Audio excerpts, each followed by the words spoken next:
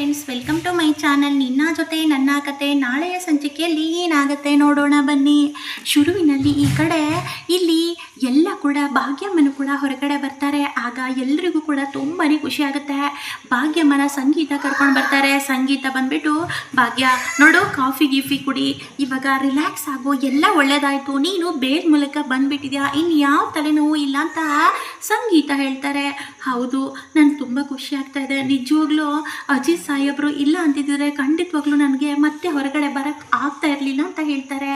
ಆಗ ಅಜಿತ್ ಅಜ್ಜಿ ಬಂದುಬಿಟ್ಟು, ನಿಜವಾಗ್ಲೂ ತುಂಬ ಖುಷಿ ಆಗ್ತಾಯಿದೆ ಭಾಗ್ಯ, ನೀನೆಲ್ಲಾದರೂ ಬಂದಿದ್ದನ್ನು ನಮ್ಮ ಭೂಮಿ ನೋಡಿದ್ದಿದ್ರೆ ಅದು ಎಷ್ಟು ಖುಷಿಪಟ್ಟು ಕುಣಿತಿದ್ಲೋ ಏನೋ ಅಂತ ಅಜ್ಜಿ ಹೇಳ್ತಾರೆ.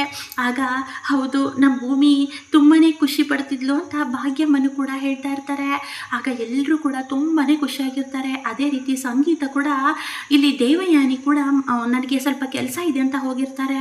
ಇದೇನಿದು, ಭಾಗ್ಯನು ಕೂಡ ಹೊರಗಡೆ ಬಂದಾಯಿತು, ಒಂದು ವೇಳೆ ಸತ್ಯ ಗೊತ್ತಾಗೋದ್ರೆ, ಅಂದರೆ ವೀರಣ್ಣನ ಸಾವಿಗೆ ಯಾರ ಕಾರಣ ಅಂತ ನಿಜ ಗೊತ್ತಾದರೆ, ಭದ್ರ ಅಲ್ಲ ಅನ್ನೋದು ಗೊತ್ತಾದರೆ ಏನು ಮಾಡೋದು, ಮೊದಲು ಭದ್ರನ ಹೋಗಿ ಭೇಟಿ ಆಗಬೇಕು ಅಂತ ದೇವಯಾನಿ ಅನ್ಕೊತಾ ಇರ್ತಾರೆ. ಏನು ಮಾಡೋದು, ಖಂಡಿತವಾಗ್ಲೂ ನಾನಂತೂ ಸಿಕ್ಕಾಕೊತೀನಿ, ಈ ಅಜಿತ್ ಅಂತೂ ಸಾಮಾನ್ಯದವನಲ್ಲ ಅಂತ ಇಲ್ಲಿ ದೇವಯಾನಿ ತುಂಬಾ ಭಯ ಪಡ್ತಾ ಇರ್ತಾರೆ. ಅದೇ ರೀತಿ ಈ ಕಡೆ ಇಲ್ಲಿ ಭೂಮಿ ಕೂಡ ಕಾನ್ಸ್ಟೇಬಲ್ ಆಗೋಕ್ಕೆ ಒಂದೇ ಒಂದು ಅವಕಾಶ ಇರುತ್ತೆ. ನೋಡಮ್ಮ, ಈ ಗನ್ ತೊಗೊಂಡು ನೀನು ಅದನ್ನು ಕರೆಕ್ಟ್ ಇದಕ್ಕೆ ಶೂಟ್ ಮಾಡಬೇಕು ಅಂತ ಹೇಳ್ತಾರೆ. ಆಗ ಭೂಮಿಗೆ ಭಯ ಆಗ್ತಾ ಇರುತ್ತೆ. ಗನ್ನನ್ನು ಯಾವುದೇ ಕಾರಣಕ್ಕೂ ಮುಟ್ಟಿರಲಿಲ್ಲ. ಗನ್ ಹಿಡ್ಕೊಂಡು ಶೇಕ್ ಮಾಡ್ತಾ ಇರ್ತಾರೆ ಕೈನ.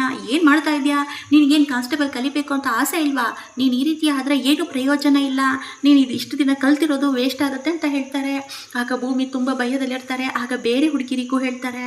ಆಗ ಎಲ್ಲರೂ ಕೂಡ ಸ್ವಲ್ಪ ಜನ ಮಾಡ್ತಾರೆ. ಆಗ ಇನ್ನು ಸ್ವಲ್ಪ ಜನ ಮಾಡೋಕ್ಕೆ ಆಗಲ್ಲ ನೋಡಿ, ಮತ್ತೆ ನಿಮ್ಮದು ಮುಂದುವರೆದಿದೆ ಅಂದರೆ ನೀವು ಮತ್ತೆ ಪುನಃ ಈ ಥರ ಟ್ರೈನಿಂಗ್ ಮಾಡಬೇಕಾಗತ್ತೆ ಅಂತ ಹೇಳಿ ಕಳಿಸ್ತಾರೆ. ಭೂಮಿ ನೀನು ಮಾಡು ಅಂತ ಹೇಳ್ತಾರೆ. ಆಗ ಭೂಮಿಗೆ ತುಂಬಾ ನಡುಕ ಶುರು ಆಗ್ತಾ ಇರುತ್ತೆ. ದೇವ್ರೆ ನೀನೇ ಕಾಪಾಡು, ನಾನು ಕಾನ್ಸ್ಟೇಬಲ್ ಆಗಬೇಕು ಅಂತ ನನ್ನ ಕನಸು, ಅಷ್ಟೇ ಅಲ್ಲ ನನ್ನ ಗುರಿ ಕೂಡ ನೀನು ಕಾಪಾಡ್ತೀಯಲ್ವ ದೇವ್ರೆ ಅಂತ ಹೇಳಿ ಭೂಮಿ ಅಂದ್ಕೊಂಡು ಗನ್ನನ್ನು ಹಿಡ್ಕೊತಾರೆ. ಆಗ ಅಜಿತ್ ಹೇಳಿರುವ ಕೆಲವು ಧೈರ್ಯದ ಮಾತುಗಳನ್ನು ನೆನಪು ಪಡ್ಕೊತಾ ಇರ್ತಾರೆ ಭೂಮಿ. ಅದನ್ನೇ ಯೋಚನೆ ಮಾಡ್ತಾರೆ.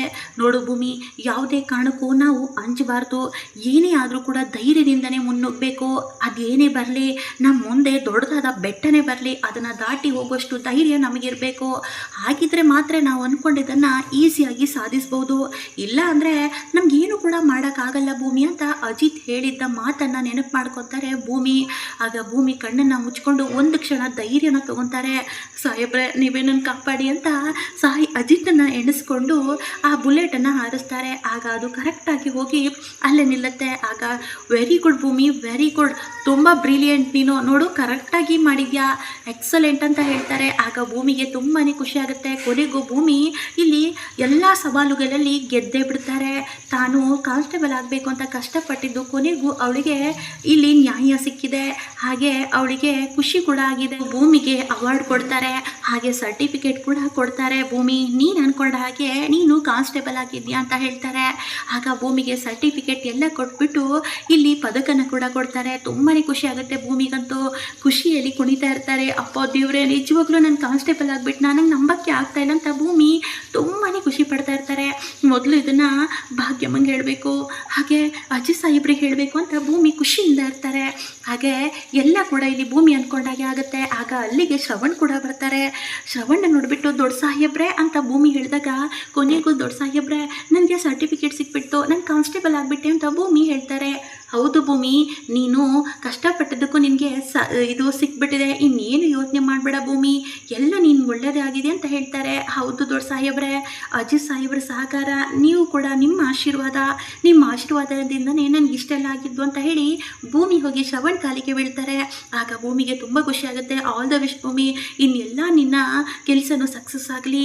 ಅಜಿತ್ಗೆ ಹೇಳಿದ್ಯಾ ಅಂತ ಕೇಳ್ತಾರೆ. ಇಲ್ಲ ಸಾಹೇಬ್ರೆ, ಈಗ ಹೇಳಬೇಕು ಅಂತ ಭೂಮಿ ಹೇಳ್ತಾರೆ. ಖುಷಿ ಆಯಿತು ಮಗಳೇ ಅಂತ ಹೇಳಿ ಇಲ್ಲಿ ಭೂಮಿನ ತಪ್ಕೊತಾರೆ ಶ್ರವಣ್ ಅವರು. ಆಗ ಭೂಮಿಗೂ ಕೂಡ ತುಂಬ ಖುಷಿ ಆಗುತ್ತೆ.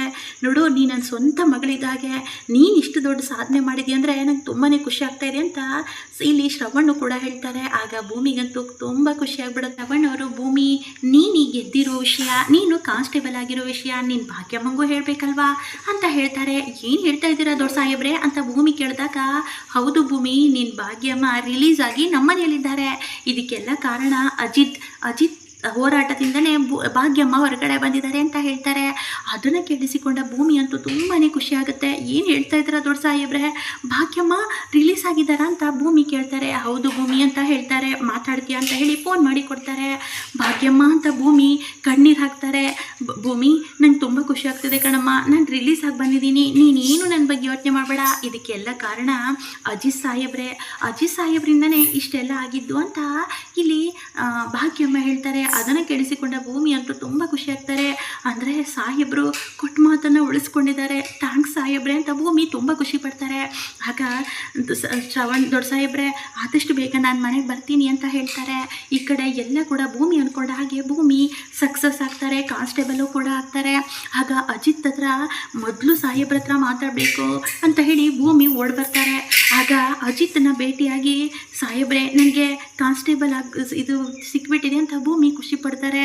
ಒಳ್ಳೆಯದು ಭೂಮಿ, ಕಾಂಗ್ರೆಸ್ ಭೂಮಿ ಅಂತ ಅಜಿತ್ ಹೇಳ್ತಾರೆ. ಸಾಹೇಬ್ರೆ, ನೀವು ಕೊಟ್ಟ ಮಾತಂತೆ ನಮ್ಮಮ್ಮನ ಉಳಿಸ್ಕೊಂಡಿದ್ದೀರಾ, ತುಂಬಾ ಖುಷಿ ಆಯಿತು, ಥ್ಯಾಂಕ್ ಯು ಸೋ ಮಚ್ ಅಂತ ಭೂಮಿ ಅಜಿತನ ತಪ್ಕೊತಾರೆ. ಕೊನೆಗೂ ಇಲ್ಲಿ ಅಜಿತ್ ಭೂಮಿ ಒಂದಾಗುವ ಸಮಯ ಹತ್ತಿರ ಬಂದಾಯಿತು. ಮುಂದೆ ಏನಾಗುತ್ತೆ ಅಂತ ಕಾದು ನೋಡೋಣ. ವಿಡಿಯೋ ಇಷ್ಟ ಆದಲ್ಲಿ ಒಂದು ಲೈಕ್ ಮಾಡೋ ಮಾತ್ರ ಮರಿಬೇಡಿ.